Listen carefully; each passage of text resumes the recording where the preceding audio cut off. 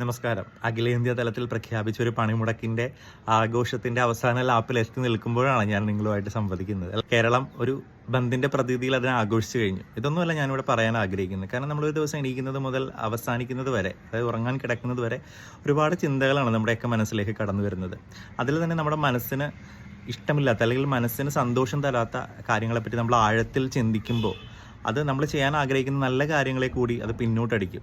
അപ്പോൾ നിങ്ങൾ ചെയ്യേണ്ട ഒരു കാര്യം, നമ്മുടെ മനസ്സിന് സന്തോഷം തരാത്ത ഒരു കാര്യങ്ങളും ദീർഘമായിട്ട് ചിന്തിക്കാതിരിക്കുക എന്നുള്ളത് മാത്രമാണ് ചെയ്യാൻ കഴിയുന്ന ഏറ്റവും വലിയ കാര്യം. സന്തോഷങ്ങൾ നമ്മൾ തേടി പിടിക്കണം, സങ്കടങ്ങൾ നമ്മളെ തേടി വരും. അപ്പോൾ നിങ്ങളുടെ സങ്കടങ്ങളെ സന്തോഷങ്ങളാക്കി മാറ്റാൻ നിങ്ങൾക്ക് മാത്രമേ കഴിയുള്ളൂ. ആ ഒരു ലക്ഷ്യമായിരിക്കണം മുന്നോട്ടുള്ള ജീവിതത്തിൽ നിങ്ങൾക്ക് കൂട്ടായിരിക്കേണ്ടത്. സന്തോഷങ്ങളെ തേടി പിടിക്കണം, സങ്കടങ്ങളെ പരമാവധി പിന്നോട്ടടിച്ചുകൊണ്ട് സന്തോഷങ്ങളെ തേടി പിടിച്ചുകൊണ്ട് മുന്നോട്ട് പോകാൻ നിങ്ങൾക്ക് സാധിക്കട്ടെ. സ്നേഹപൂർവ്വം, ശ്രീ മുൻകണ്ണൻ.